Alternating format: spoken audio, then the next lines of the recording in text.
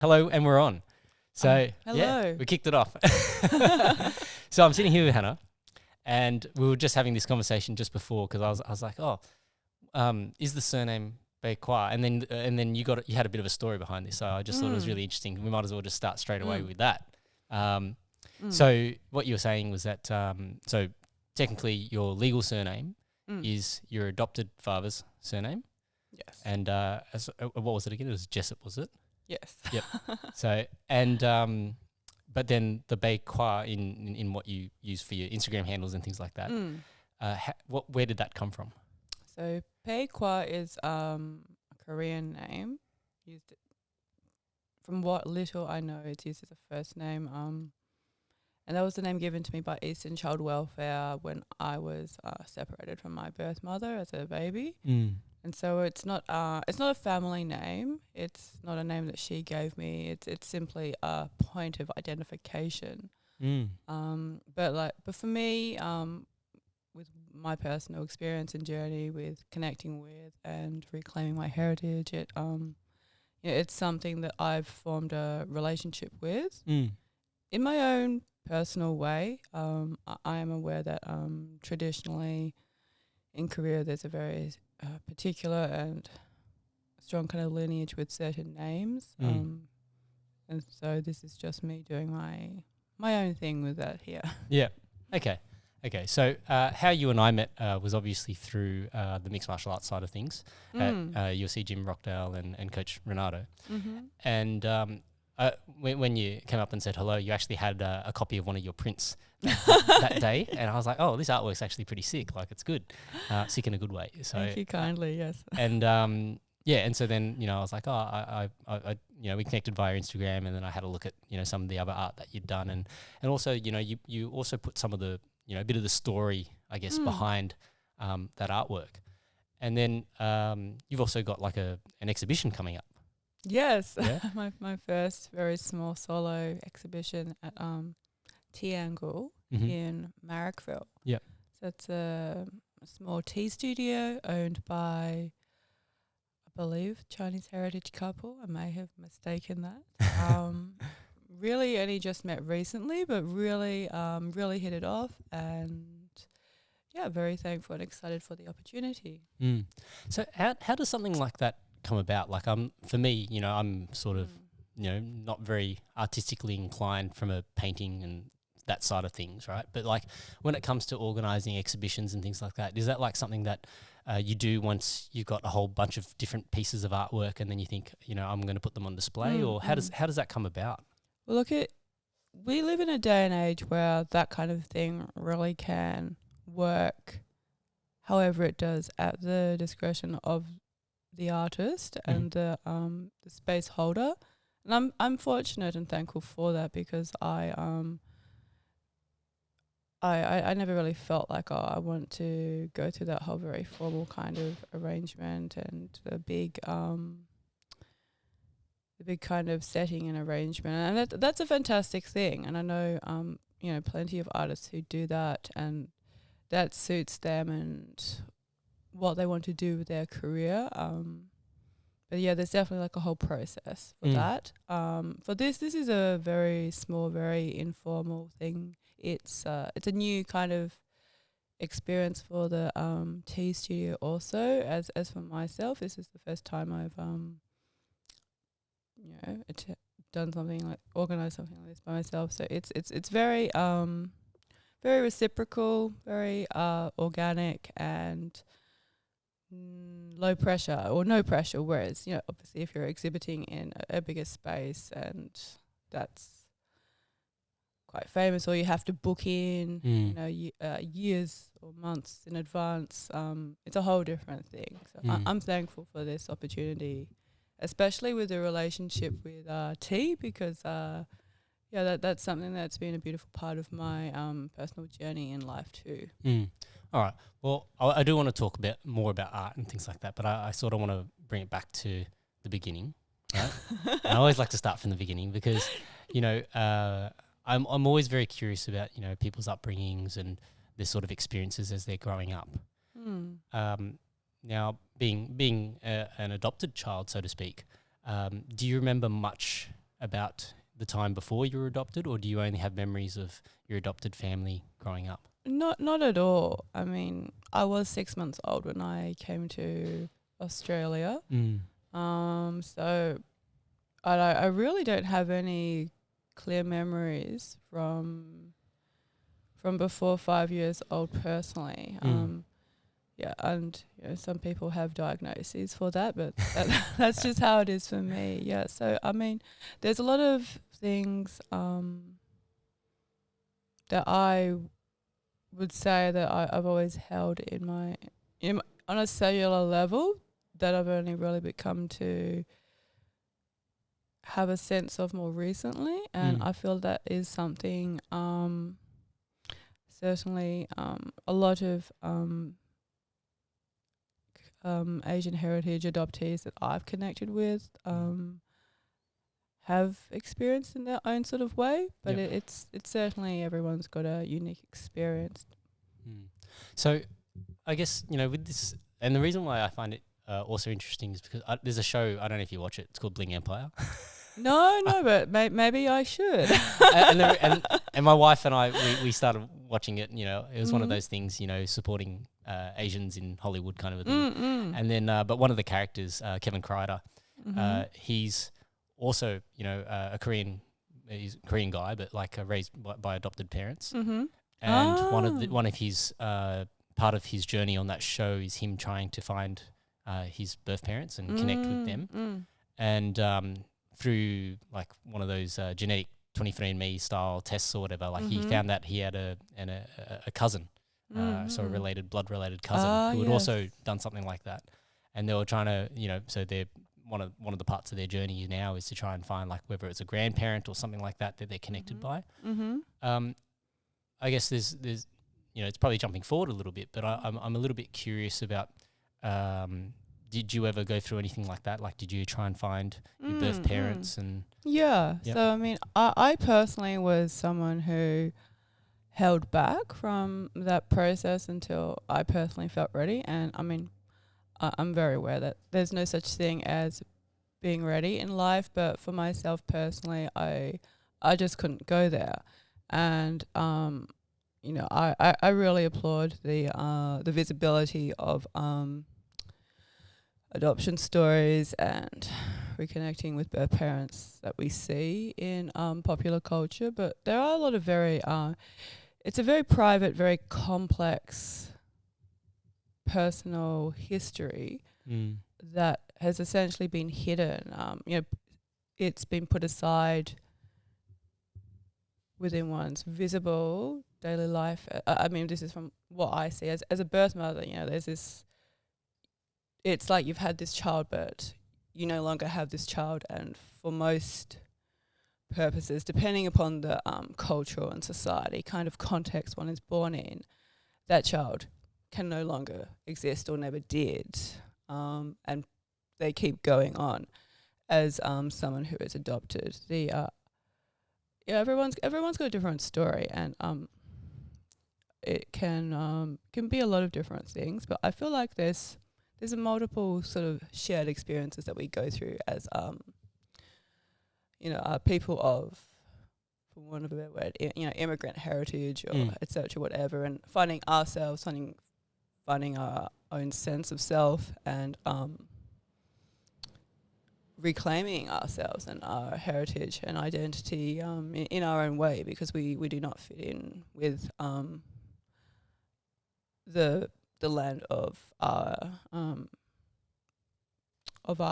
grandparents or birth parents, for example. But I mean, nor do we literally fit in with the Western society. And I feel like obviously that's very broad now, and that is shifting. But at the same time, there are very kind of distinct mainstreams that yes, people do end up experiencing potential identity issues with, which is part of life. But like when there's a presumption, totally unconscious about who one ought to be because of one's face, not just gender, but because of one's how you color. look. Yeah. That's a whole other thing, and it's part of the journey. Like it's personal and it's not personal at the same time. Mm.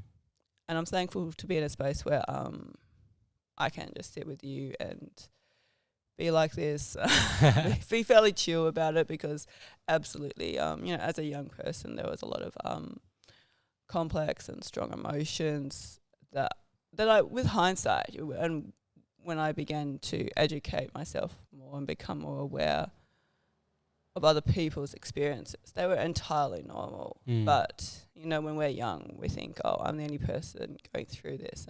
And I'm a bad person. And, society has a tendency to pigeonhole and shame experiences. And so, went through all of that. And I'm really grateful I can be on the other side and still here, still alive. Yeah.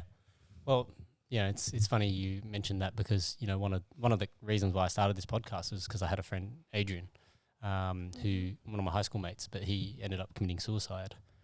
And for me, when I reflect on that, like a big part of that, of how, I guess, one of the things that guided his life, he was ultra smart guy, really smart guy, 99.95 in the HSC, so top marks, like really, really intelligent guy, and real work ethic, hard worker.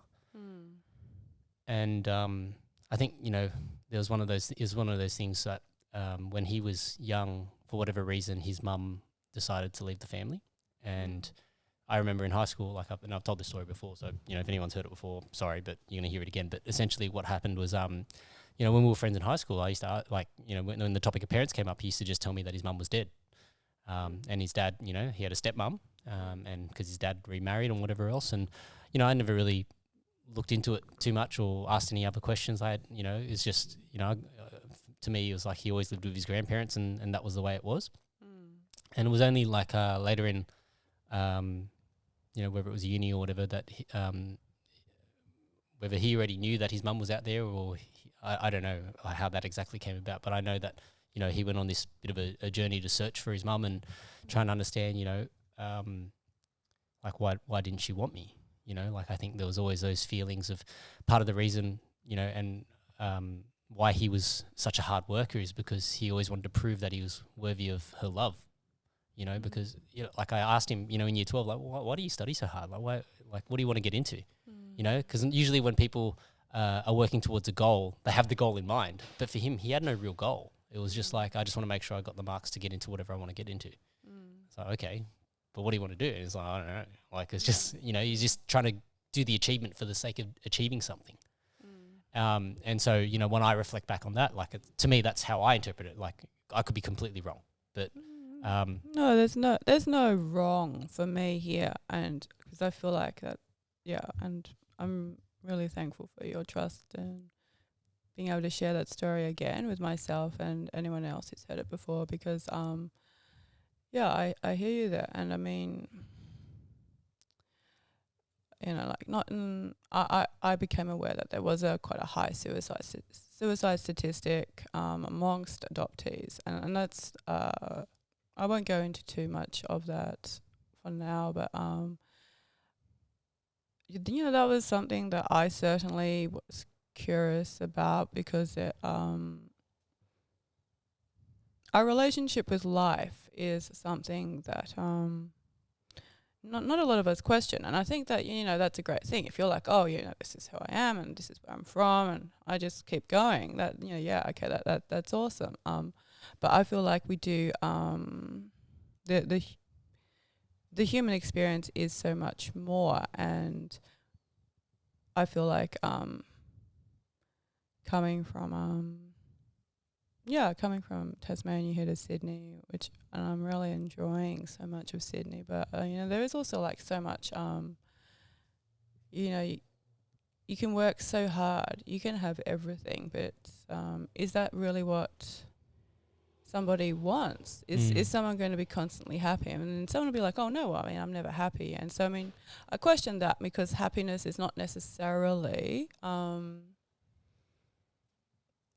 obviously we require happiness perhaps, but for some people that isn't within their capacity, and I respect that. Like, I mean, I've been privileged that I've been able to experience peace and happiness, you know, in my life, that I can sit here with you in this beautiful, peaceful dojo in Sydney, you know, and I've been able to finish my coffee. I'm really thankful for that. Yeah, I just, in my personal experience, yeah, there's so much of the human spirit that society and modern life doesn't give us, and we're innately curious or wired for it. And I personally feel like depending who we train and how we go about it, martial arts can offer so much, because it really, if we have, like, I'm not saying everybody teaches or coaches like this, and that's totally fine, because, you know, what resonates, but like for me, it's very much it's a journey of self-awareness. You know, everyone thinks martial arts or MMA and fighting, it's about bashing somebody or self-defense. Yeah. And I think that's, yes, like, yeah, there's that skill set that could apply in certain contexts, but ultimately we become the warrior for ourselves, or in certain traditions it could be described as, we are not just like the hunter who stalks something external. We actually understand our own self, our inner shadows, which is certainly something within certain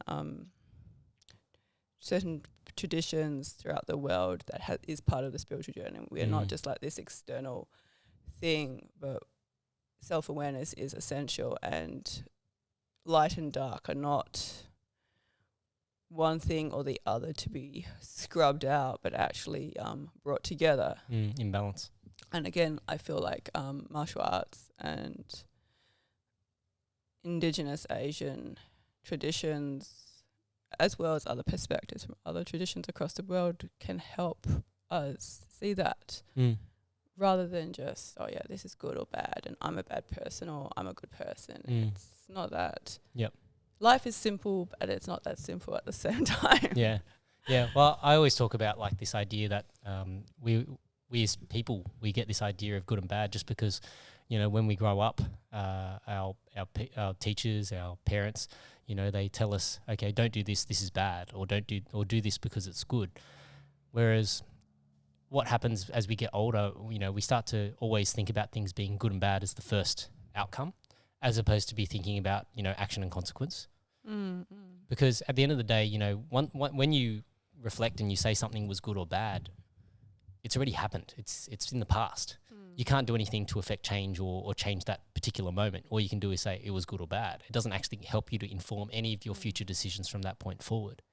Whereas if you start thinking about things as action and consequence, yes, there are things that may not be your fault, right? There are things that, you know, you dealt with the cards that you dealt, but you can choose how you respond to it, right? And only by thinking about things in terms of action and consequence, then can you actually then affect a change so that you don't keep getting the same consequences. People get stuck in this loop where they just go, oh, you know, my life sucks. But it's like, okay, well, what are you doing about it, right? And you just do the same things where you keep complaining about your life, but you don't do anything to actually affect any meaningful change, right? Like the reality is that, you know, everybody's suffering, and suffering is actually a part of life. Like, you know, your mother suffers when she brings you into this world, right? You know, the whole process of growing a child and giving birth to a child is suffering in itself. Very much so. Right. And it's interesting you bring the experience of the mother into here, because, and again, this is reflecting a lot of my personal interests, perspectives on the world, but the experience of, in a lot of traditions, you know, the experience of giving birth to a child, there was that, we used to have that appreciation that traditionally women do and did face potential death through bringing life into the world. And that has often been, like there's a reciprocal relationship with that within the guise of or the role of the warrior. And, you know, it's easy to sort of say, oh, well, yeah, okay, so this one's masculine, that one is feminine. I don't necessarily roll with that by any means. I feel like that's very personal, and that we are both within ourselves. But yeah, the visibility of stories of mothers and the mortality that they face, there's still so much more there within our culture. Like we sort of like, you know, love to have these really cute, pretty things, and that like baby showers or whatever, and people spending lots of money, and that can be great, but there's so much more beneath the surface again, and I'm, you know, that's something that I constantly reflect on, you know, as someone who trains martial arts, but I just reflect, you know, it's just such a incredible thing to be here, and what my birth mother, who I've not met yet, has gone through, but also the experiences that my adopted mother went through also for me to be here. And then So from that perspective, what was life like for you when you were growing up? Oh, look, I had a very like on the surface a very beautiful, idyllic childhood. You know, my parents just, I look back and I'm like, wow, I was so lucky.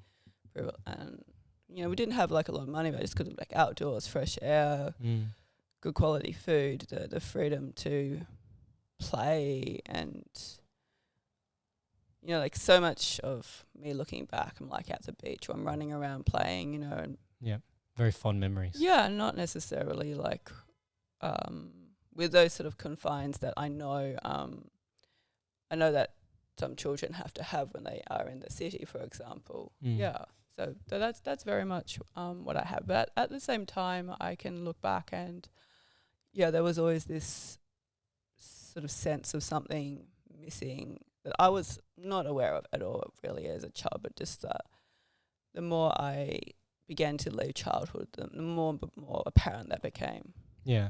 Yeah, it's like, you know, I think the first time that I ever realised that there was anything different between me and the other kids was probably in year 1 of primary school. And I've told this story, but I will tell it again. But it was another kid, and his name was Jason. I don't remember his surname, but he was teasing me about being a Ching Chong Chinaman. And, classic. Yeah, right. And look, you know, unfortunately for Jason, you know, I wasn't going to stand for that shit. And I pushed him into the urinal. And awesome stuff. Yeah. Love it. Classic. So I'm sorry, Jason. I you know, I was young. And you were too. So but that's basically what happened. That was the first time that, I guess, when I think back on it, you know, when I realized that there was anything different about me. Up until that point, I never really, you know, thought about it. You know, it didn't really occur to me that I was any different to any other kid. And so, yeah, and I think every child, I guess, who has like a different ethnic background, you know, whether it's Asian or Arab or whatever the case may be, right? Like, even if you're Indigenous, right? Like, there's this whole, I think there's this whole sort of bit of self-discovery that you go through, you know, because yes, you might have a peer group that, depending on the school that you go to and the area that you grow up in, you know, if you're in an area where there's not as many Asian faces, well, yeah, you sort of have to try and work out, you know, exactly how you fit in, you know, and it's not that you necessarily view yourself any differently, but you know, there is also the potential that other people might view you differently. And again, like I sort of really resonate with what you're sharing there, and I also reflect upon and wish to share that that is entirely normal. Like we are actually designed to search for our sense of self and our relation in faces. I personally haven't looked extensively into this research because I look extensively into other things currently, but yeah, like, you know, that recognition, the facial recognition from birth, and how a mother's and child's bodies are designed to bond with each other, and then again, like I don't know enough about this to articulate it on an interview, but I am aware that we are actually designed to find ourselves, and to it's completely normal to search for faces, and that is why these kind of experience exist, because on some sort of level someone sees something that they don't recognize, but they don't have the awareness around what that is. And so because someone's designed to see what's familiar for them, they label that other person as different. And of course we know that inside, yes, we're human, we still bleed, etc. We are one family, like Bruce Lee says. At the same time, we are a unique mixture of genetics and heritages and stories that I feel are absolutely valuable and unique and worthwhile and precious. And also something to not completely 100% be with, because we're constantly evolving. And we see that, I feel like classically, we see these different generations from different heritages or ethnic groups. I know some people don't like the word ethnic, but we see that it's never exactly the same. And genres like martial arts, hip hop, reggae art, whatever, constantly express that. Yeah, it's one of those things that I think as you get older and you start exploring your sense of self, you have to try and work out, how do you fit in with all of these things? Especially I think as Asians growing up in Western in a Western country, you sort of can see things through multiple lenses. You have to actually understand that, hey, you're seeing things through multiple lenses. Very much so. Because, there's a certain thing that's accepted in society from a Western perspective, and then there's a very different expectation on kids and what's expected from Eastern society, right? And it's not to say one's right or wrong. I think they both have their beauty and their flaws, right? It just depends on which society sort of resonates for you first, personally. And then the second thing is that, so as an example, like typically Asian cultures are quite patriarchal. They have this idea, especially like part of the reason why I bring this up is I was doing a podcast with another friend of mine in Chinese, and we were talking about filial piety or piety, however you want to pronounce it, like, respecting your parents. And I guess, Asian culture is typically really big on respecting your parents and revering almost what they say, right? But one of the examples that I gave where this is not necessarily a great thing is that, a lot of the times Asian parents are probably very worried about what we call face, like their pride, so to speak. So as a child or as a young adult who's trying to find their way in the world, and you want to do things, whether it's, you want to start a business, or you want to fight, or you want to do all these, any endeavor that you can think of, or you want to do art, or you want to do piano. Like there's I think there's an Asian comedian who tells this joke about, like his parents, they force you to play piano when you're young, right? And then you grow up and you tell them, oh, you want to be a musician. They tell you there's no future in that. Like, and then it's like, well, what did I just spend the last, 15 years of my life studying this musical instrument for? So that they could show off talking about you to their friends. Exactly, right? But it's kind of handy to whip it out when you're an adult. You're like, oh yeah, I can do this. Yeah. Oh, you see, I can't do any of that stuff. Cause you got with the Western side, right? But like, it's one of those things where, so from the Eastern perspective, you'd go, okay, you want to respect your parents, you want to make them proud, make them happy. But what if that comes at the cost of your own happiness? 100%. I mean, I feel very strongly about that, because I feel like to a certain extent that of course this exists throughout all societies, but there are certain nuances to it when like if you are when your identity and even just like we're not just someone's not I can't say that I fully have had that experience myself, but I am aware of many Asian heritage friends, and so like there's not just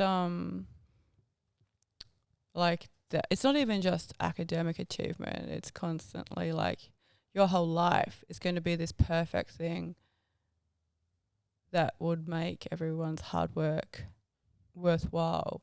And of course you want to, you do respect and appreciate and value someone else's hard work, but it doesn't have to come at the expense of your own life. And I mean, and that it classically why we see the case of maybe people have it all perfectly, but they're not happy, or someone seems to be the perfect person and they commit suicide. It is because we're not just designed for that. Yes, we are designed for some kind of purpose. It doesn't have to be a great infinite out there. It can be very personal and unseen purpose. And yes, I do believe that family, whatever that means for us, is important for most of us. Some people are hermits, but that sense of belonging and connection and shared experiences and seeing ourselves and others is, I believe, is something we're designed for, and et cetera, but human nature and history has a tendency to distort that, of course, and a lot of that is because just the reality of the trauma of the human experience, and other people carry so much pain in them, and when we carry pain in ourselves and we're not aware of it, we just project the perfect ideal life onto someone else. It's like, well, I couldn't do this, so you must, or in the case of traditional relationships, it's all like, well, I'm a man, I can't do any of this stuff, you're a woman, so you must be able to. And of course there's a degree of truth in it. It's like, well, of course, yes, women are designed to their children. Their children, whether or not someone chooses that is a different story. Different. Yeah. And yes, but there's just, it's kind of funny how, it's not really funny how, but we can see just like any kind of pain that our ancestors had that they didn't feel, we end up carrying on, and we know that, and that's even shown now in studies. And like I'm certainly not saying it's black and white or that my knowledge is perfect, but you just reach a point where there's somebody who will break all those stereotypes, generational curses and pressures, because that is so needed. And classically, I feel like for our generation, we do see that in a lot of Asian heritage people of our generation. We're like, I just can't, and this is not communist China or the Korean War or whatever. Like, this is we are we're incredibly fortunate to be here where we have this mixture of influences and experiences, and it's been hard, but it's also so rich because we're free. I mean, I know that I'm free to. I can grow up in Australia free from the horrible beauty ideals in Asia. Sorry if anyone doesn't resonate with that. Like, I'm so thankful I don't have to do any of that stuff, or that I'm expected to be that way.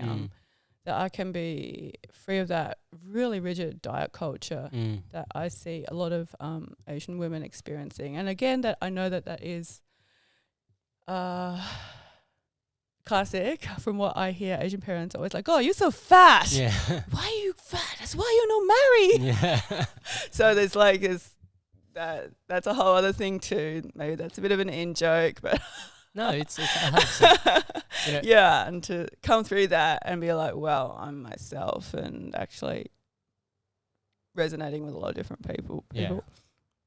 Yeah, I think it's one of those things, like even with my own mother, and I love my mum dearly, and I'm grateful for so many things that she's given me in life, but like it's very difficult for me to tell my mum, like, so she asked me, what am I up to? And I tell her, I'm teaching martial arts, I'm podcasting, I'm doing this, I'm doing that. And she's like, oh, don't do that, and she has her reasons for why. And it's just like, I can't have this conversation with you, mum. Like, I'm not interested, I exit the conversation. It's like, I rather just, from that perspective, like, don't ask me what I'm doing, because you don't really want to know what I'm doing. You just want me to do whatever you want me to do. And she doesn't, and I know she doesn't mean it from a bad way, so I'm not upset about it. It's just like, it's just easier for me to not talk about it. Yeah. And then like there may or may not be something else you can talk about that you do share. That's a more neutral ground. It's like maybe there's someone that I can't talk a lot about this kind of thing like I do with you, but I'll talk about cars with them, or I'll talk about I can connect with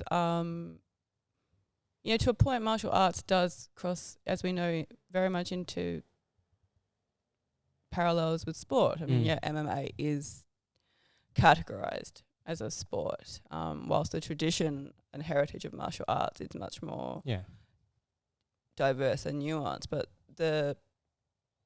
if we share that discipline and vision and goal and team thing, like, there are ways to connect with people. And I'm in a place now where, like, I guess it's a podcast, so it's okay. I relate to what you're saying.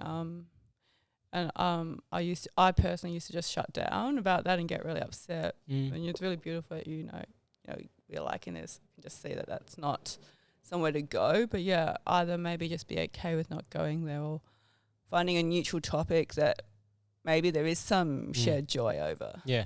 I always liken it to, if you think about a bird in a cage, right? So you have this bird in a cage. Like, if you were that bird, you've got a choice. Well, you don't really have a choice because it's up to the person who's looking after the cage whether they let you out or not, right? But if you had a choice and you could escape this cage, yes, you can stay in the cage. You get fed. You got a nice, comfortable place. You're not worried about predators. You got a great place to sort of, eat, sleep, shit, and fly around in your little cage. But you never get to explore. You never really get to fly, right? And this is, there's so many parallels with that analogy, whether it comes to parenting, right? So if your parents say, oh, we want you to do this and this in life, right? Well, you can stay in that cage and be comfortable at home with your parents, but are you really going to be happy if you want to go out and fly and explore? The same thing applies to traditional martial arts. If you're locked into a very traditional mindset and a traditional style, it's like, well, this is how we throw a kick. This is how we do our kata or forms. This is how we fight, and it's a very rigid style versus, when you move into mixed martial arts, it's like, okay, but how do you as an individual express yourself? And I love that. Yeah, and so you can't, I think, and it's not to say that there's anything wrong with the cage, because to me, I think without structure, it's very difficult to actually learn and grow as an individual. 100%, yeah. It's this incredible marriage or relationship of structure and many other things that I feel, again, like society and modern life has not allowed us to express or tap into. And for sure, yeah, we need structure, groundedness, and rest, and hope perhaps other things and interests too, I hope. But very much the practice of martial arts is constantly evolving. And even those very, traditional schools that we look at and that translated that, oh, well, you can't do this and that lineage in itself has constantly evolved over hundreds or thousands of years. It was not exactly the same as what we see today, whether it's Mongolian wrestling or taekwondo or anything. Like, it's actually a very unique product. And it's kind of interesting I said that, because taekwondo is very modern actually, and the Mongolian wrestling styles are more ancient, but there's like things that are constantly evolving, and it does end up becoming this unique thing of the ancient and the new. Yeah, no, over time it will naturally sort of, I think where people often, and especially in the past, it's probably less prevalent nowadays, but people used to always think it's about style, style versus style, this whole idea about style versus style. I think they lost the perception that it's actually there's a very human element that goes through almost anything that we do, whether it's a company, right? And people will go, oh, that's a good company or a bad company, but what denotes whether it's a good company or a bad company? Is it how much money they make, or is it the actual people that are working in that company, right? Because at the end of the day, culture is driven by people. And in almost any endeavor that humans get involved with, there is a specific energy and a specific culture that comes out as a result of that. So, when it's martial arts related, people choose to train at certain places because they might like the culture that's there. They resonate with that culture, they resonate with the people, and that's why they choose that specific place. I guess, in thinking about that idea about culture, for you, when you were growing up, I guess the first thing I'm curious about is, like, how would you describe yourself as a kid in school? Like, what kind of a kid were you? I was I was a very, very quiet, shy kid, and I dreaded any kind of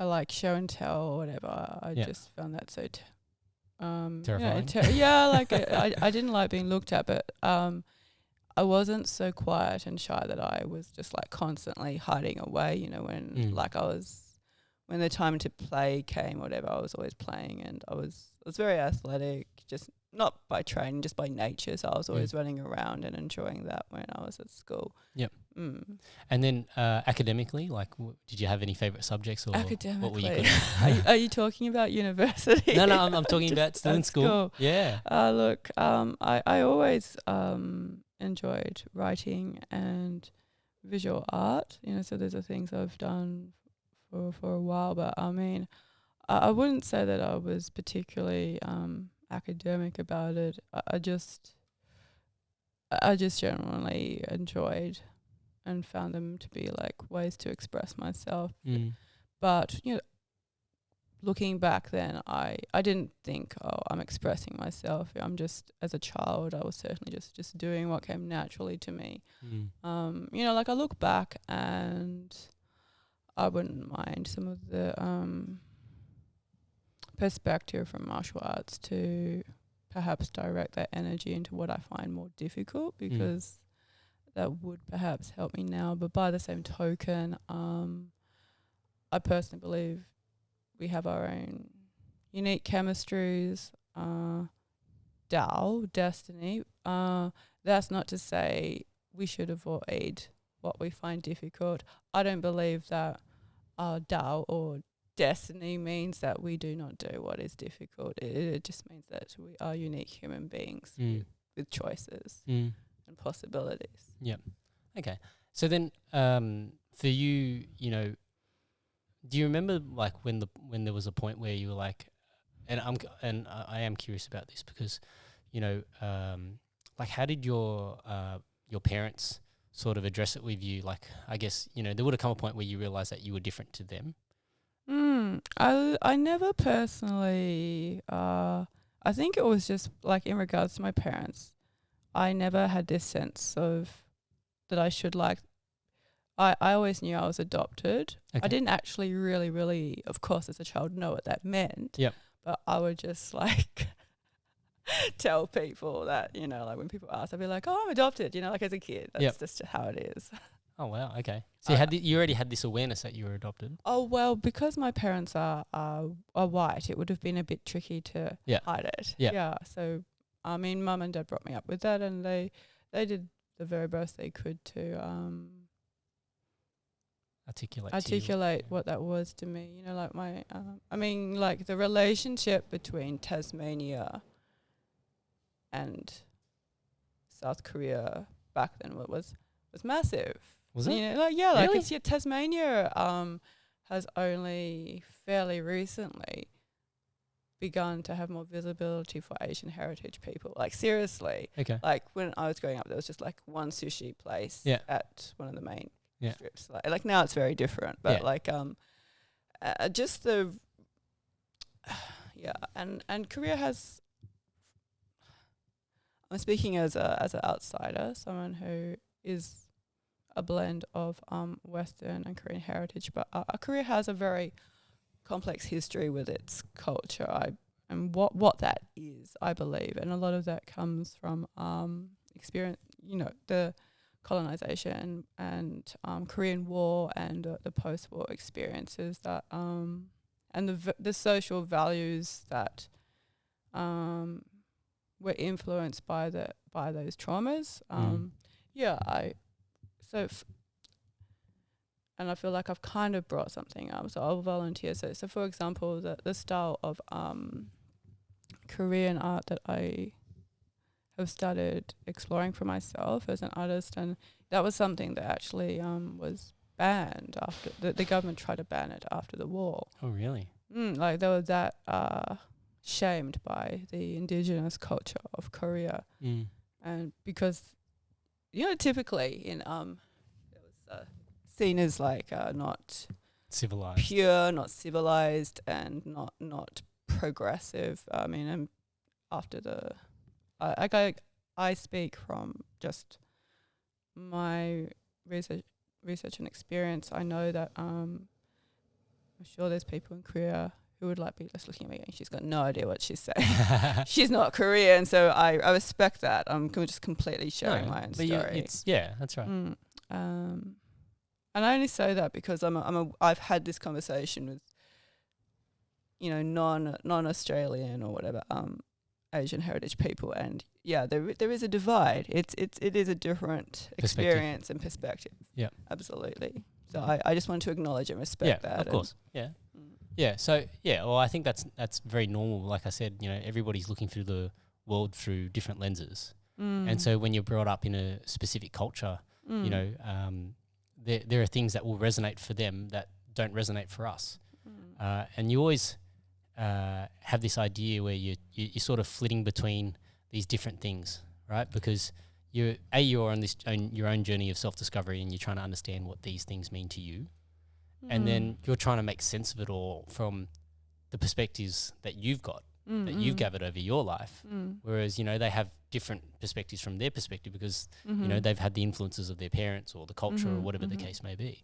I like how you describe there's that sense of flitting and that can create a sense of displacement because we're jumping between one or the other, and maybe some people like that. Like for me, I really had to integrate.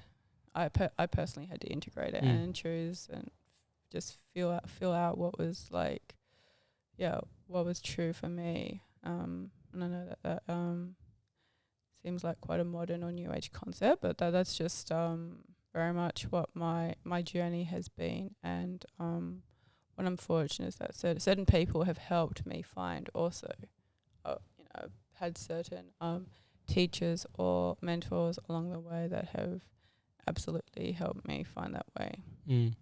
Okay.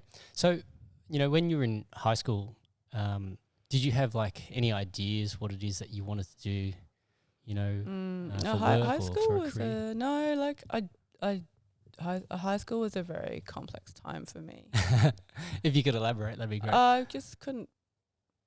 I never thought I'd be if you'd asked me back then, I'd be like, no way would I be talking about this period of my life. No, it was just like a very depressing, complex time for me. And yeah, I mean, I feel like, you know, I was privileged to go to an expensive private school that my parents worked very hard for. And I just really, I had great teachers, but there was just so much about it that I honestly hated. And I look back and that's quite a normal experience for so many people. Yeah. So it was the peer group, so to speak?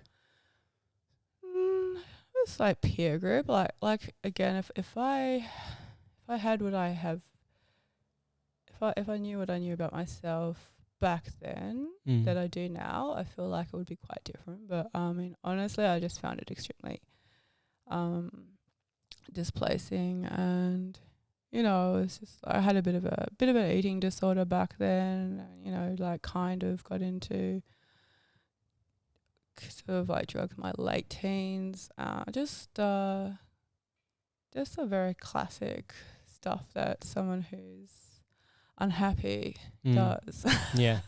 Isn't it funny, like, you know, when you feel out of place, you're always looking for something to fill the void, right? And I feel like there are both positive and negative ways you can fill the void, right? Like for me, whenever I had negative emotions or things like that, like I would always channel that into training. I was quite fortunate that I could channel it into very physical ways, because I guess if you think about it, right, like there's three things that everybody will go and do their own little journey with, and that's, you know, their physical self, their mental self, and their spiritual self. Like these are very common things that everybody will experience a crisis of at least one of each of these things at different points in their life. So everybody will experience a time where their mental health might not be the best and they're going through a crisis of mental health.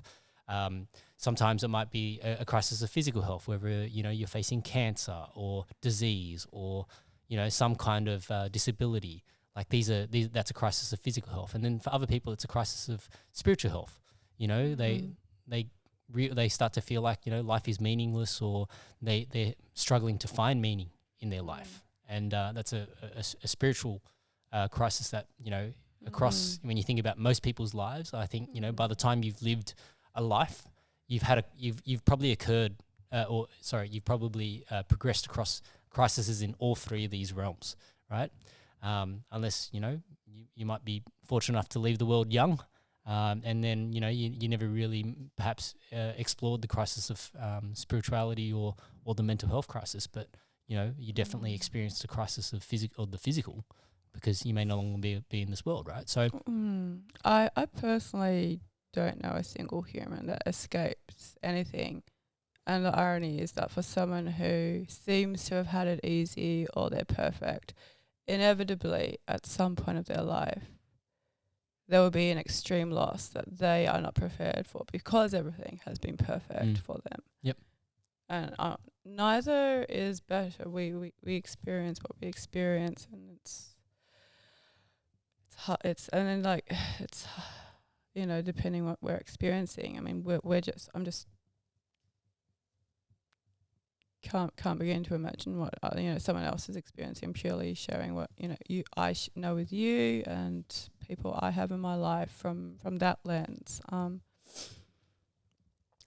In my personal experience and how I see, like, those things are never separate. Something physical quite commonly, if not always, comes from belief systems that are not our own.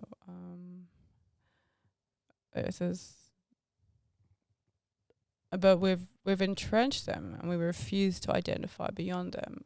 I mean, like, I look back, I was in high school, I was making myself sick because I was convinced I didn't fit in. I thought I had to be thin and blonde. Yeah, I thought I had to be thin and blonde. I thought nobody liked me. I thought life was pointless because I couldn't actually. Because they say, you know, they do say that if we can't see ourselves, how do we know? And so, like, I couldn't actually see anything really that made me want to keep going. I was fortunate that I had certain good teachers, and yeah, like, you know, my particular, I guess, like, my relationship with my mum, and just refused to give up on me and refused to accept that, you know, in their own ways. Yeah, but, you know, it took quite a while to really bring together the amalgamate. And I mean, and so for me, I feel like this is a good opportunity to bring in. I personally had to connect with the parts that made me up, that I had never looked at before, or that didn't think were valuable or important. And I just reached a point where as someone who didn't love themselves, didn't look after themselves, I just naturally got very broken, quite sick, and didn't know what I was doing. And so that was when I began to have quite a bit of acupuncture. And I really, looking back, and I really resonated with how this system of medicine came about. We have so much more to us than just the physical body, and that everything is related. And I found myself, like, responding really well to the Asian herbs. And I'm not saying that every single Korean or Asian heritage person should or do be like this. This is just what was speaking to me, and it was those experiences that, on a very subtle level, kept drawing me forward. Like, I got into yoga quite a bit back then also. And I typically experience a lot of the potentially problematic elements within yoga that are, again, part of human experience and what do you mean by problematic things in yoga? Well, I mean, that's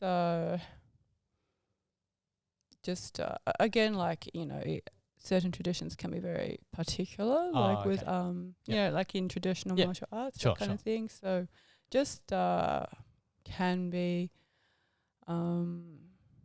and so that's not good or bad. That's just what my personal experience was. And so I mean, I completely believe that everything has a place, but that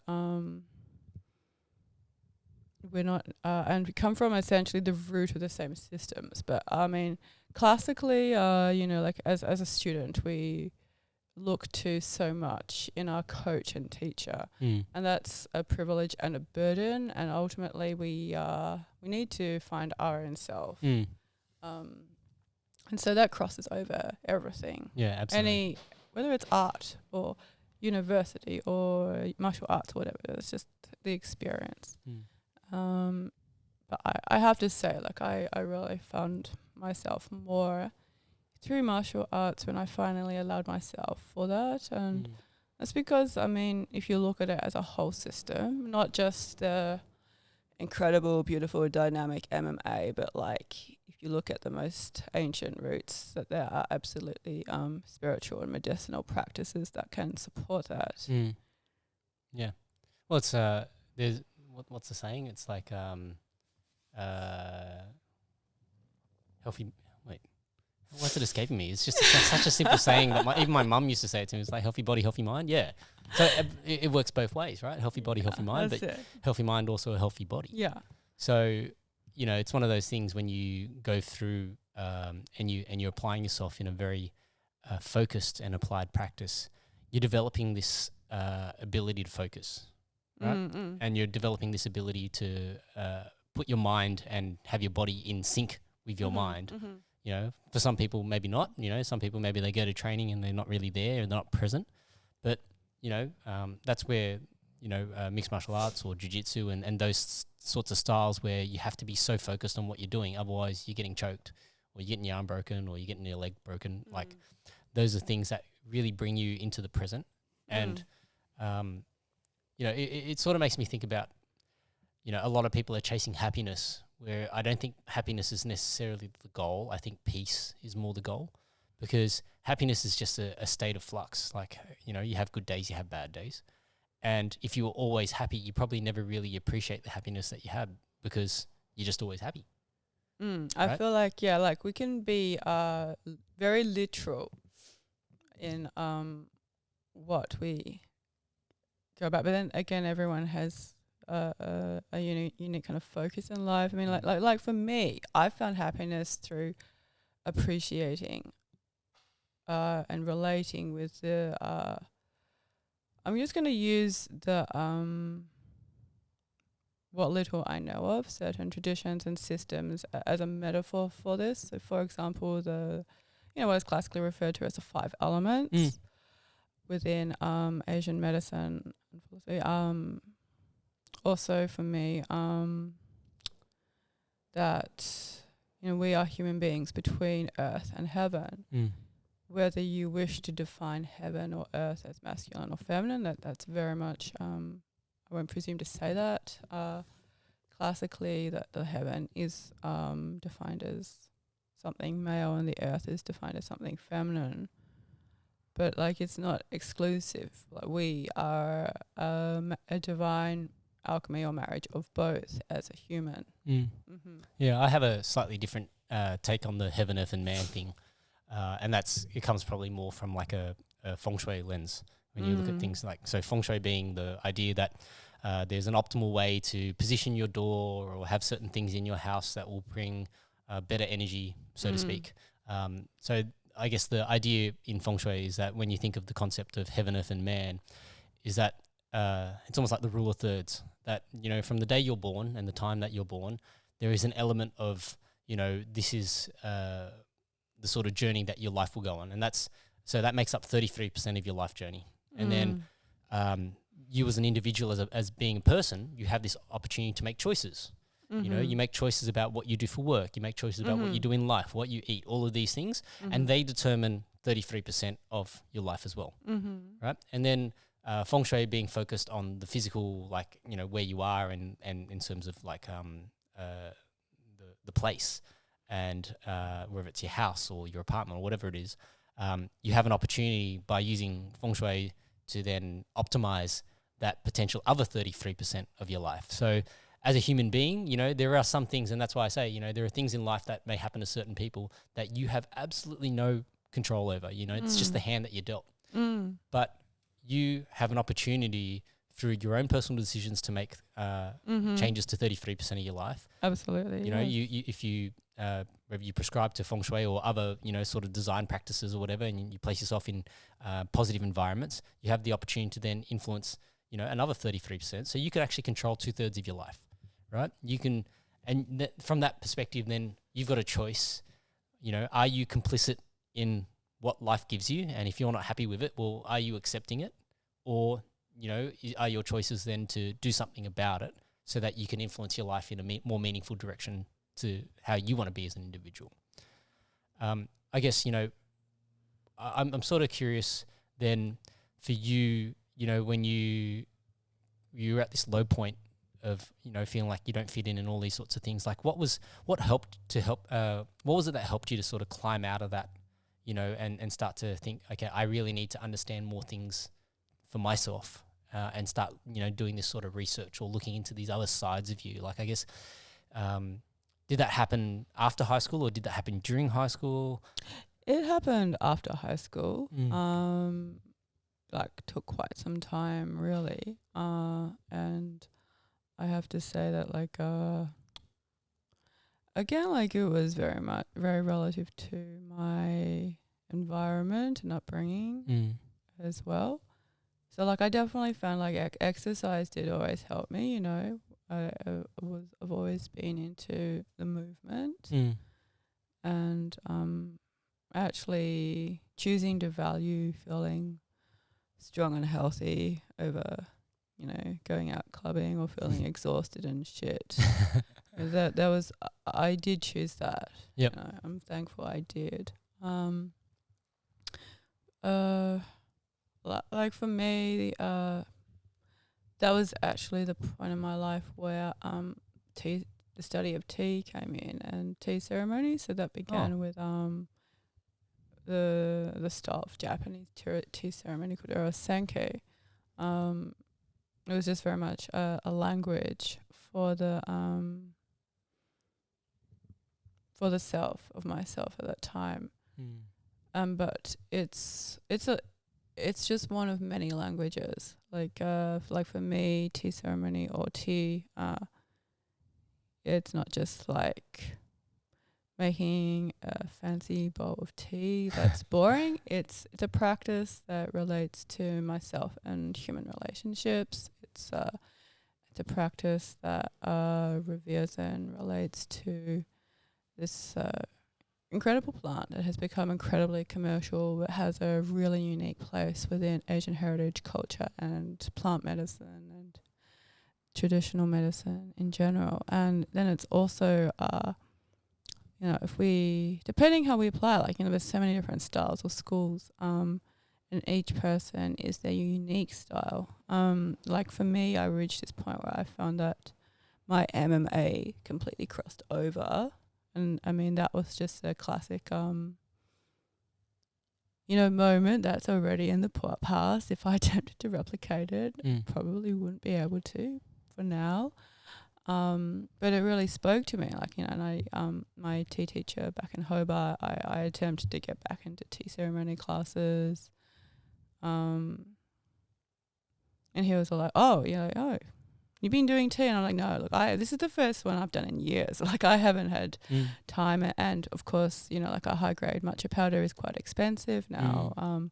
I was invested in my MMA personally. And he was just like, oh, well, you know, like, looks good. I said, no, I've just been doing lots of MMA. Yeah. The mindset in developing boxing or striking or anything that will, if you choose to, it takes you anywhere. And so I am constantly doing my best to apply that to certain things in life also. But there's absolutely other practices that uphold and interweave that too. What was it about, you know, tea ceremony that you found I don't know if cathartic's the right word, but like it's, you know, there's a whole process that goes with tea ceremony, I suppose. Do you mind describing like what that particular style that you had ventured into, like what was the process? And I guess, you know, as you described the process, like what were some of the parallels in terms of, you know, that in terms of how it was shaping maybe the way that you looked at life? Well, again, like it's hard. I suppose it's honestly hard for me to articulate. But I look back and there was this sense of something grounded in structure, something that offered stillness. And there was also this opportunity. Through that stillness, there was an opportunity, and it wasn't just this like random empty void that can happen if you try and like sit down for that classic situation of like, oh, I'm meditating and now it's just like crazy shit. Like, what? I don't like, you know, who wants to do this? This is unsustainable and actually perhaps unhelpful for a lot of people. So it's an active meditation, I suppose you could say, but at the same time, it doesn't have to be super serious. You can have fun. In the Japanese style, that is typically certain angles, etc. People tend to perceive it a certain way, and as the more serious one, certainly if you want a tradition that's a bit more conversational, people always say, oh yeah, the gong fu or the Chinese style tea ceremony tends to be more casual. But again, these are just like ballparks. Like I don't think it has to be a certain way, but those movements are how that ritual and the tea practice relates to the 5 elements, the directions. There's elements of very much elements of feng shui and sacred geometry within tea ceremony too that are not spoken, and you know can also tap into those beautiful stories and heritage about the origin of tea, which is essentially, or point to the acknowledgement that tea is this beautiful gift of life, or from life, and that's my favorite tea story is about how this tea was a gift from the golden bird of life, and that is a story from one of the this is like, I don't know how to pronounce it properly, a particular region in Yunnan in China. Okay. One of the indigenous groups that have beautiful heritage of growing the tea. But I sadly haven't actually practiced in how to pronounce the name correctly, so I won't attempt it. No, that's okay. But I really loved that. It was a gift of life from the golden bird. It really spoke to me, more so than a lot of the kind of more standard stories influenced by Buddhism. Well, I think, you know, when I think about tea ceremony, so funnily enough, my wife's family, so I guess heritage-wise, they're actually tea farmers. They grow tea in Anxi in Fujian province in China. And so one of the trips that we went on, actually went and visited them, and then we were at their places, and I'd never drunk so much tea in my life, because it's literally you go from house to house to house, and they're only little cups. You know, we're only having these basically like a shot of tea. Yes. But I had that much that I was just like peeing nonstop for like 2 hours. Yeah, you gotta have a toilet nearby. Yeah, you need a toilet nearby. Or a bush. Yeah. So I guess when I think about the whole idea behind tea ceremony, there's like this element of preparation. You know, you prepare your cups, you prepare your boiling water, you prepare your leaves. You know, you wash the leaves, then you pour the tea. So there's the preparation side of it, then there's the actual act of pouring the tea. But I think one of the other things that I think has like this amazing parallels to life is that why do we do these things? It's in service to others, because you know, you typically pour the tea for someone else, right? So I feel like that's like a sort of beautiful analogy to life, that, you know, we go through life, we do all of these things. We prepare in life, you know, whether it's from the moment we're born, our parents are conditioning us in a particular way, our teachers, these mentors that we have throughout life. And then we live life. And what do we live life for? We live life in to be in service of others, and that can take a variety of forms. It can take the variety of a form of a teacher imparting knowledge onto a student, right? It takes the form of a parent giving the gift of life to a child. It takes form in a person who works in maybe hospitality. You know, you're serving another person. Now, reality is it's not so beautiful when you actually think about it in terms of real life, because most people might be working that job but only doing that because they need money, and they actually hate that they have to do that job. Like, all the beauty is sort of washed out of it. But if you take a moment to actually look at it from a step back, you know, you can see some of the beauty that applies to that. I feel like in response to what you're saying, like, I feel the great gift of life is to be our own unique self in service of others. If we're simply in service of others and constantly sacrificing ourselves without acknowledging or knowing who we are, then that is what can set us up for illness and disease and unhappiness. But if we honour our own true unique self somehow, that is the medicine that is needed. You know, like, if we were all exactly the same, trying to do the same thing, it would be very strange world. But then, like, because a lot of people dupe, that is again like what creates sickness. Like, we all try this same formula for the perfect life, and it infinitely fails.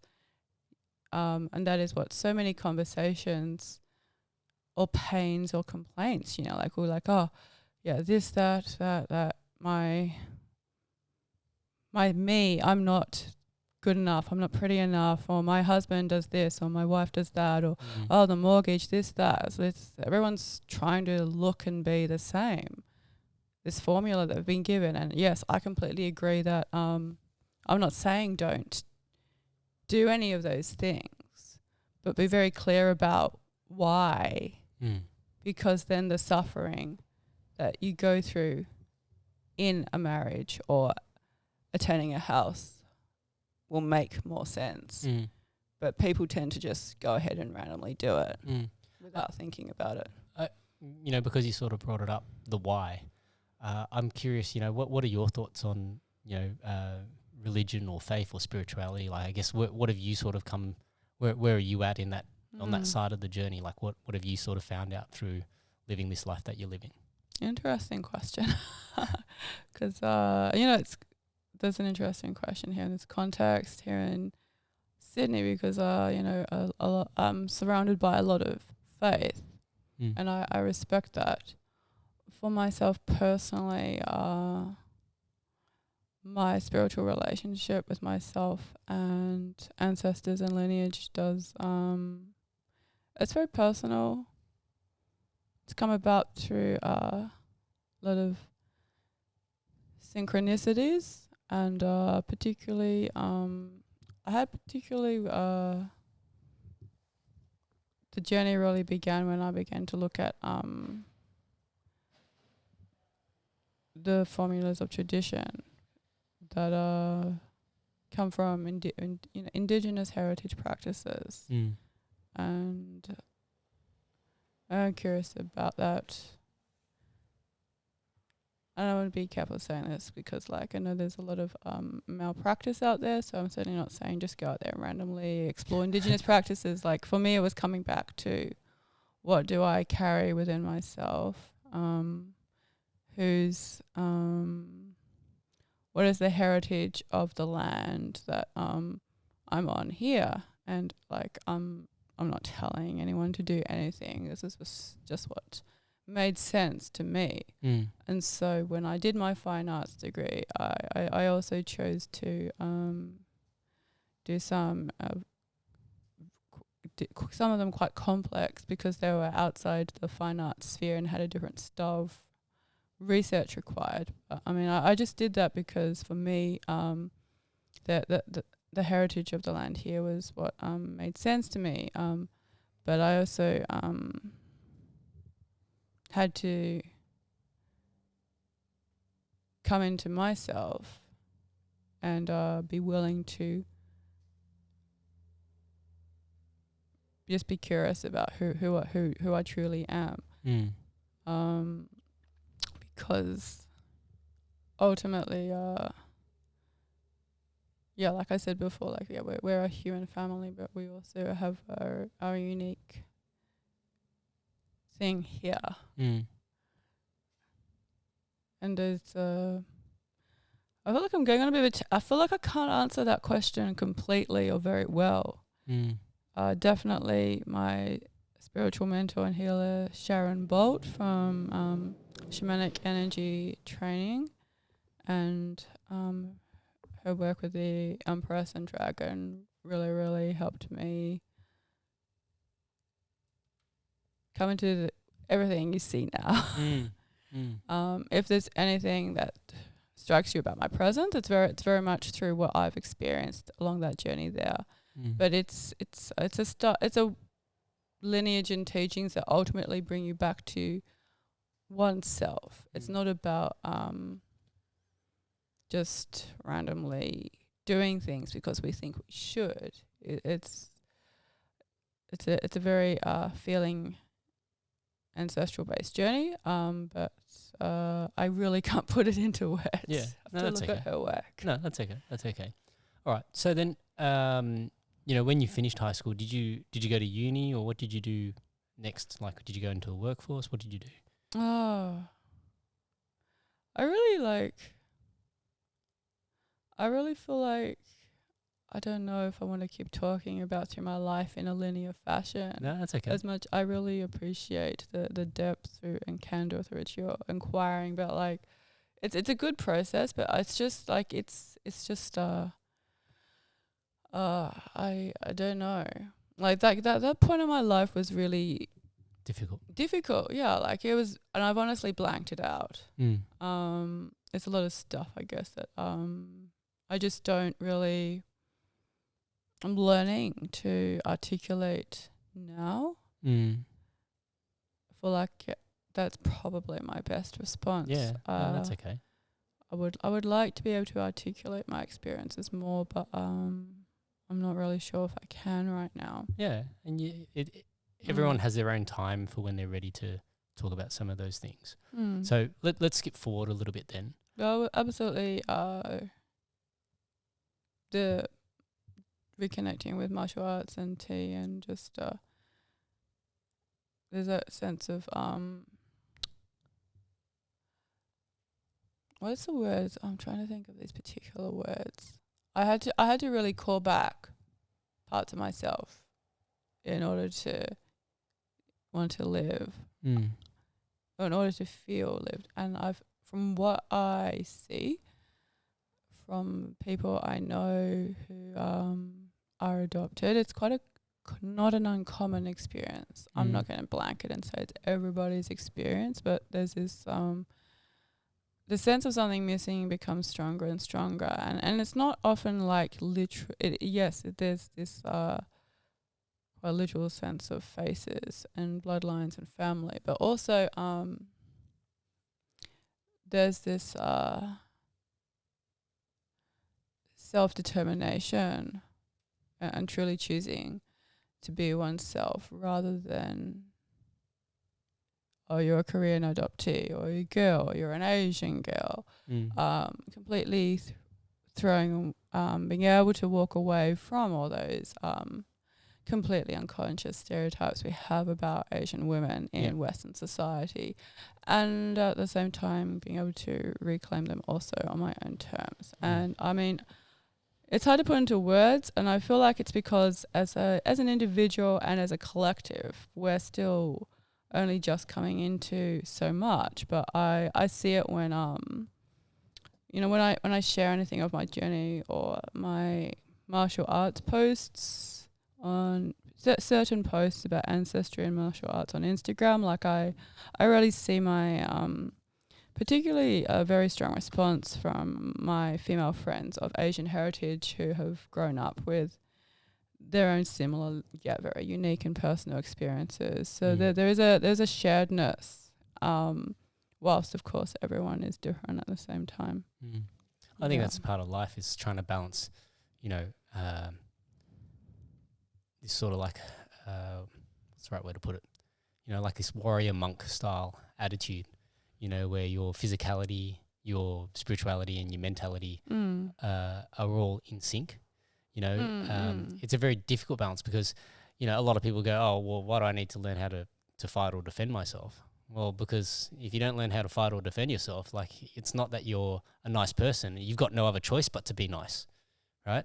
Whereas the fact that, you can fuck somebody up, sorry for the wrong, for the French, but, you don't need to the fact that you could mess somebody up, but you choose not to, that is what makes you a nice person, right? I don't have to be nice, but I choose to be nice. I find it really interesting that some people think that martial arts is a man's domain because it's more just a product of the nature of society that we see. Like for me as a woman to have the capacity to not only bear a child but to protect it or any of my loved ones, that completely makes sense to me. And I know that having said that, I'm not necessarily choosing to have children this lifetime. But it just makes total sense to me. Why would you have to have it any other way? Well, I think if you think about, your capacity for compassion, like if you can't defend yourself and you can't, I'm just trying to put this in the right framing, but like essentially, as I said, if you can't be a threat to anybody else, then you have no other choice but to play the compassionate role or be the bigger person, so to speak. It's not really being the bigger person if you have to back down just because, you don't have any skill. If you actually have the skill and you choose to back down, then you are actually being the bigger person, right?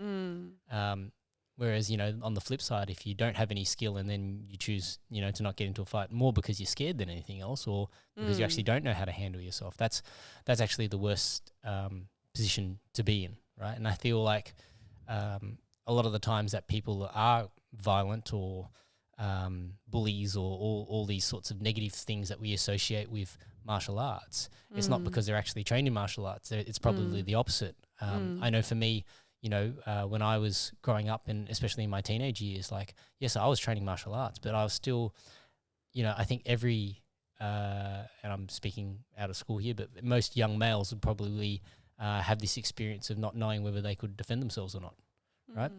And, that can go one of two ways. That will either mean that you avoid conflict from that point thereon, or you choose to then identify, okay, if I'm not comfortable with conflict, how do I get comfortable with conflict?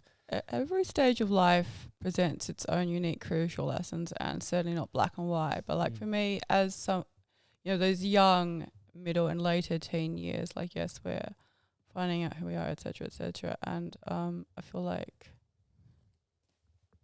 again, martial arts can offer so much. The only reason that it is what it is that things get taught a certain way, things get perceived a certain way. Like for me, martial arts is like cooking, being able to cook, being able to clean something, being able to care for somebody, being able to get firewood or know how to light a fire. Like, just knowing maybe to make a nice meal for somebody to make them feel better. It's just, and that is traditionally how it was taught. It was just like something that one did. It wasn't necessarily this, it could be this glorified sport or it could be this spiritual thing, but it was simply a matter of life skill. And also when I was a young person, and coming into that, coming of age rituals and like young people, not always, but there's that stereotype of pushing boundaries and taking risks, and it's because like your physical body's developing and feel this like incredible life force, like you are actually developing that potential to create life. But with the capacity to create life, absolutely comes the capacity for proximity to death. And it's kind of like, it's like, to me, to now that, you know, like, I just see things the way I do, and it's like, it's a no-brainer that young people end up in these experiences because society only gives them so little when they have so much going on. And there's absolutely a lot of shifts and changes. And it, you know, that need for identity and human relationships can take us down many paths, but it's ultimately got this really, really incredible purpose that can make life such a beautiful thing.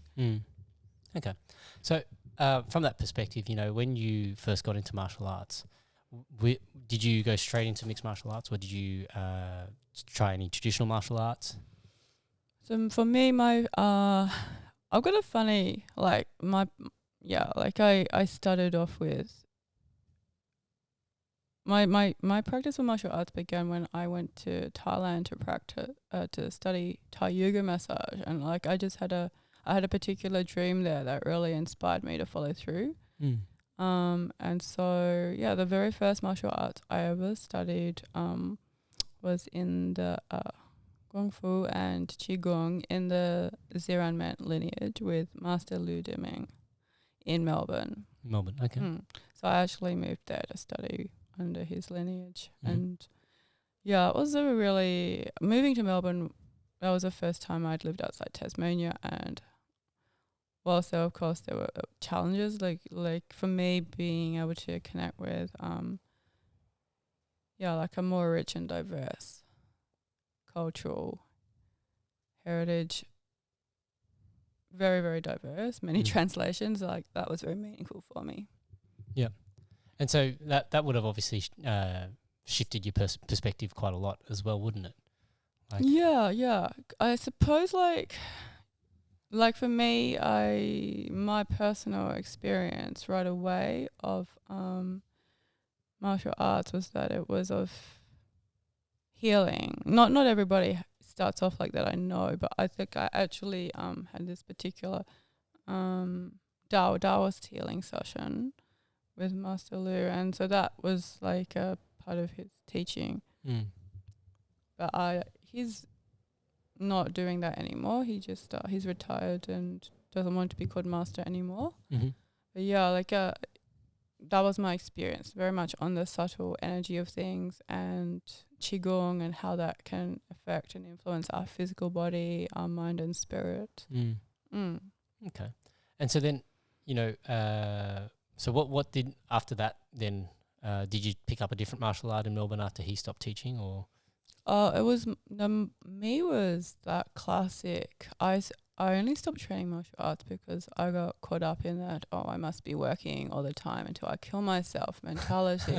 And I kind of like quite literally ended up doing that. Like I was working in luxury spa, and I was just living to work, and or whatever. Like I didn't commit to the martial arts in the same way that I wanted to. I wasn't training any weights, and my nutrition wasn't really good back then. You know, like I still had that imprint of like, it's not feminine to do martial arts. Oh, really? Like underpinning myself. Yep. And I was just unconsciously convinced that it was wrong. And so there, that look, even though in Melbourne I absolutely had the opportunity, I was just too exhausted with running around. And I look back, and it was more like a condition of my spirit. Like on some level, my spirit had given up. And so that was kind of what I ended up back in Tasmania from a big burnout and doing my honours degree with fine arts and being on that just healing journey with the art. Isn't it funny, you know, like I feel like it's one of those things that in life we sort of get very caught up in doing more things and more things that, you know, sometimes it's like so that we can avoid having that time of contemplation, right? Mm. And I always use this analogy. It's like, when you're born and you grow up, you're surrounded by, whether it's your parents or your siblings or your friends, and then as you grow older, you sort of always have people around you, and it's only when you sort of have to be by yourself that you realize that, hey, perhaps I don't really like myself that much, and so for me, like I definitely had to sort of face that, because I had a period where I had a very fractured relationship with my dad, and my mum wasn't well from a mental sense, and my brother was overseas, living and studying, or living and working overseas. So like even though I was still at home, I was at home by myself. And so you spend a lot of time then thinking, okay, are you actually happy with who you are as a person? And you then have to make some choices there, because it's like you can either just hate yourself every day, or you can actually spend some time to actually understand, why is it that you hate yourself, or why is it that you don't like, what is it that you don't like about yourself, and how do you now address those things to actually be comfortable with who you are? Because at the end of the day, that's going to be the person who you're going to spend the most of your time with for your entire life. Absolutely. And it's an interesting one. I like that you brought that up, like, because reflecting on myself, that internal pain and self-hatred, it's like, where does that come from? Like, some people have come from families or relationships where that message gets imprinted on them from a young age. But like I was actually brought up with a lot of love and peace and everything I could need, and yet I still had this imprint. And it was only through being curious about my ancestors' experience and my birth story experience that I began to understand that. And through very much through the work of Sharon Bolt and her spiritual healing there, like I was really able to process and also be willing to remove what was not mine. Like everyone's got their different terminologies that resonate with them. Sharon has a term called psychic surgery or spiritual surgery. So, like when we have if someone's got something in a body that needs removing that is making them sick, we don't question that. But when it comes to a mental, emotional or spiritual perspective, some people are like, that's nonsense. Whereas I feel like obviously you're someone that I can share that conversation with or that perspective. And so, spiritual or psychic surgery, like we can have that thought or belief imprinted in us that ultimately is making us sick. And there's a lot of I mean, if this sounds like total bullshit or confusing to anyone, I don't blame you, because there's a lot of confusing bullshit stuff out there. Sharon is no bullshit. And very, very clear about integrity and boundaries. In a lot of spiritual healing, there can be a complete lack of integrity and boundaries. And that is why you do see some people getting into this kind of healing and they end up worse off for it because all that stuff went out the door. Yeah. It's one of those things, like, for some people, like, these sorts of concepts are very esoteric, like it's like, is this really real? Like at the end of the day, I think it's very individualized from that perspective of what actually works for that person. Some people might say, go to a Tony Robbins seminar and go, oh, that changed my life. Right. And other people will say, oh, Tony Robbins, it didn't do anything for me and I just spent all this money and I got nothing from it. Right. Yeah. There are so many things that, people will try in life and then they go, oh yeah, I got suckered into this cult, or, it was this or it was that. But I can see that. Like I can see that. And it's because people get told to look up to somebody or something that is, again, not them. If we come back to ourselves and the basics, like it's very much about, like I call it spiritual healing, but it ultimately comes down, can we look after ourselves like, can we provide food? Can we provide our own shelter in whatever capacity that is that we require? Some people might want more, I don't know, but like on the most simple, basic levels, it's ultimately what that comes down to. Like it can seem like it's all up here or whatever, but that is what is affecting our ability to sustain ourselves here in the physical realm. And it's always coming back to the physical realm. And Sharon's work there is quite a focus on working with the female body and the female womb center, and so that is also very much about what am I birthing in my life? What imprints do I carry? Who do I carry within myself? Because birth is not simply this act of creating life in the physical world, even though it is. It's also like, well, what am I birthing on an internal level constantly? And that applies to men also. It's not literally that physical womb, but in the case of working with the women, it is. And this is something that, again, comes back to ancient traditions world over, or heritages and traditions actually have got some kind of this work, this practice very much in place because of our disconnection from birth and life and death, which tends to be overlooked or looked upon as like, ooh, that's gross. You know? One of the concepts that I often think about is, just how fortunate we are that we can be here and live this life. So if you think about it, so we all are born from two parents, a mother and a father, or male and female. I don't know if it's going to upset some gender people, but I don't give a shit. So we're born from a male sperm and a female egg, and each of our parents have two parents. So, for us to be here, there are 4 grandparents, there are 8 great-grandparents, and if you keep going up that chain, even if you think back to our current calendar where we're saying it's 2023, AD, after death, to go back to 0, that's probably how many lives, right? How many lives have gone through that? It's 20 generations almost. Yeah. Probably incredible. more. You'd probably say 25 generations if, average life expectancy's 75 or so, probably even more because, back in those ages, life expectancy was probably even shorter. Yes. But, you think about it from that perspective and you go, just how many experiences are flowing through your DNA, right? And I the reason why I like to do this thought experiment is because, as I watch my kids grow up, I see them do certain things, all 3 of them have very distinct personalities.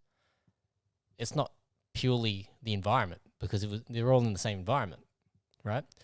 They all theoretically, get the same education or instruction from my wife and I, but there are 3 very different personalities that come to the fore, right? And they're just expressions of, I guess, their own personality, so to speak. But what forms that personality? There's obviously some form of epigenetics that flows through to the kids, right? And so, when I often have this thought experiment, it's like, if I could imagine that I could unlock, all of these experiences that my ancestors had, what sort of power would that be? What kind of knowledge would I be able to ascertain from that? Because I think that's a pretty remarkable thing. You get these experiences. If you could imagine, or even if you could access the memories of these people up until that point when they had these kids, because they've had all these influences in their life. And so, as an example, when my first daughter came on the scene, that was 2016. I had a certain amount of life that I'd lived up until that point. And then my son came in 2018. So I had another 2 years of life experience that potentially he might get through my genes that my daughter didn't get. Then my third one is, 4 years on. So she's got another 4 years life experience more than my eldest daughter. And I know physically it doesn't actually work like that.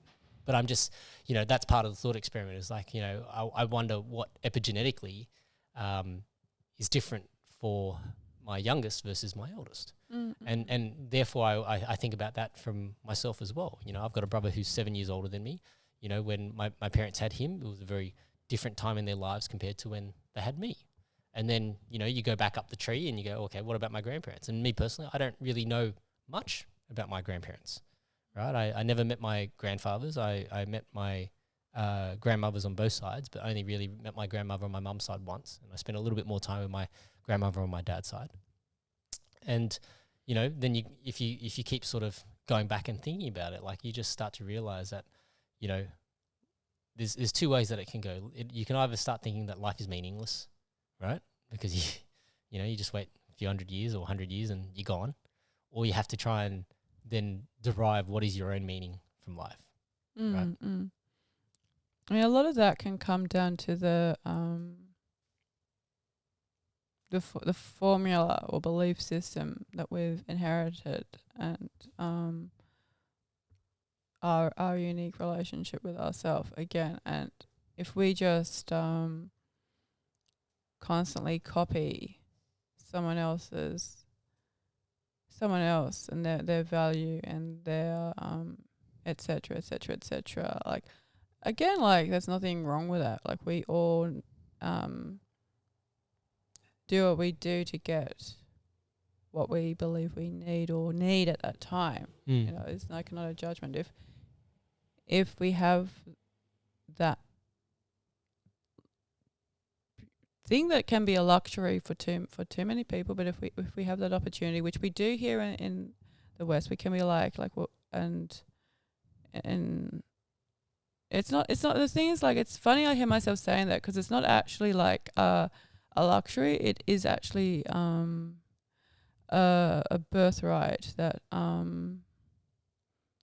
again, like, has been acknowledged in certain traditions or constantly, but that has gotten distorted. And so again, that belief of through the conception of the human, and this unique spirit comes through.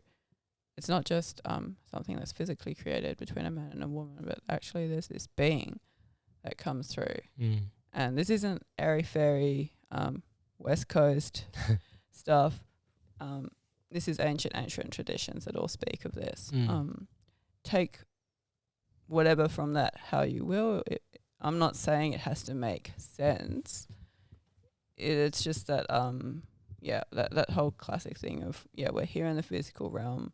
There's so much more. We don't have to try and understand it, but just be aware that there are many other factors influencing us, and that's okay, and that's why we have specialists within like certain fields. But we actually have that capacity within ourselves to know ourselves, that we don't have to completely project that upon someone else too.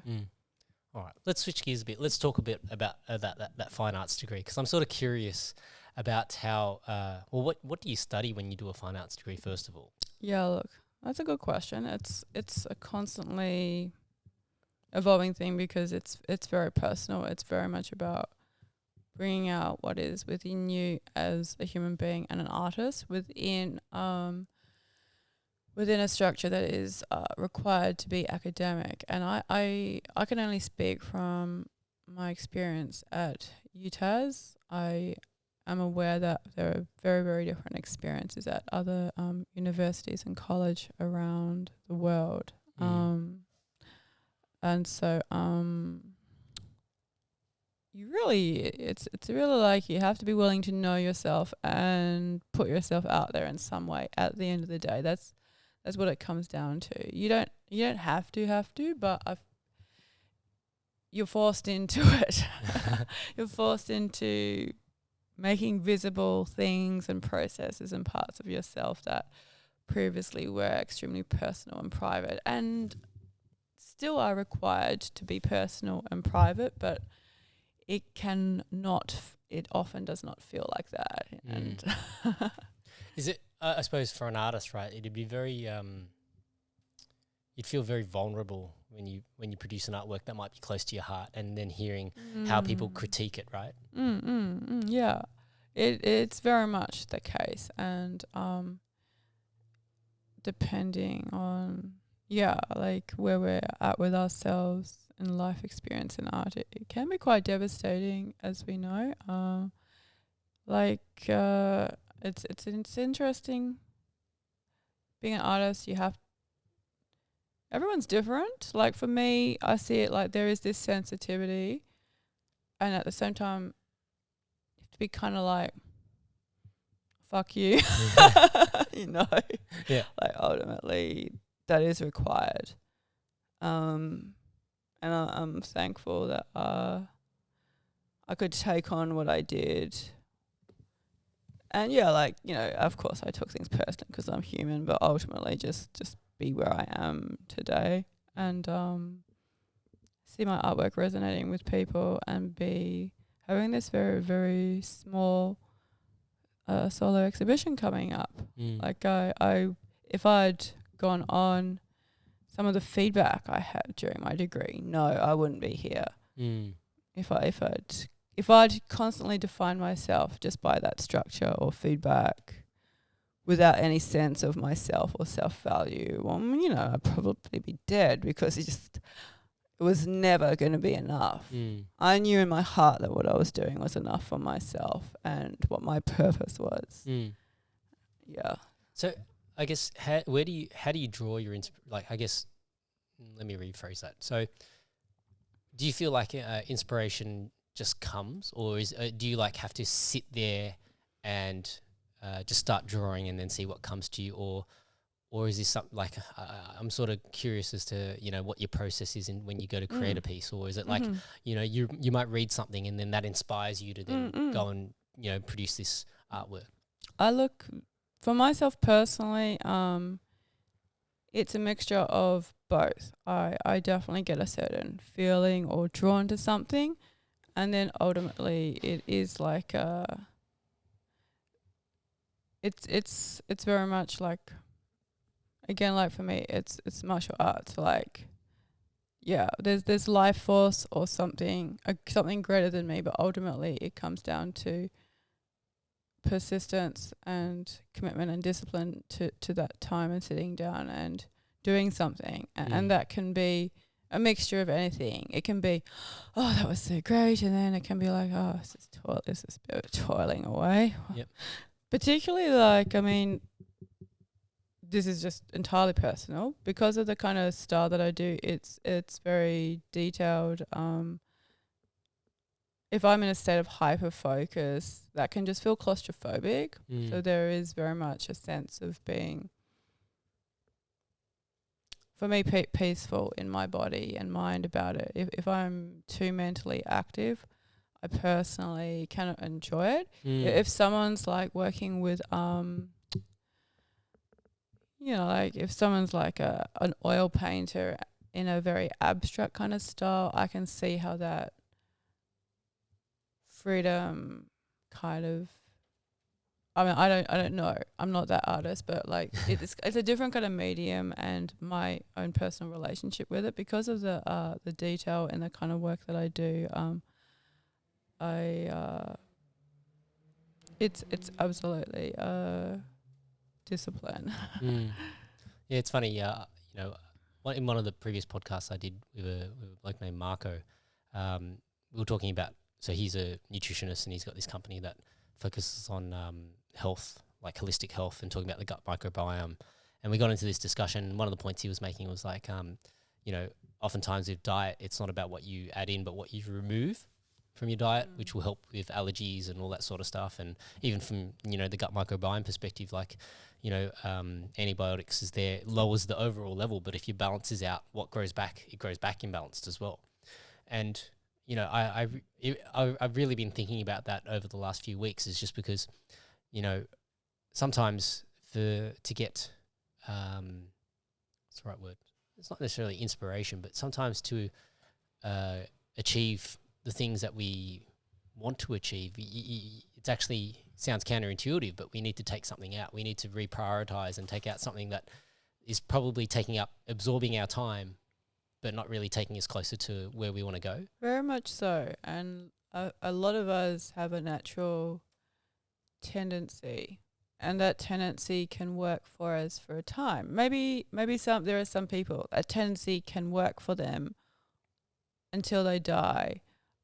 Then like it seems like others of us are here on earth to realize that tendency is constantly needing to be changed, and I feel like that's for the most part like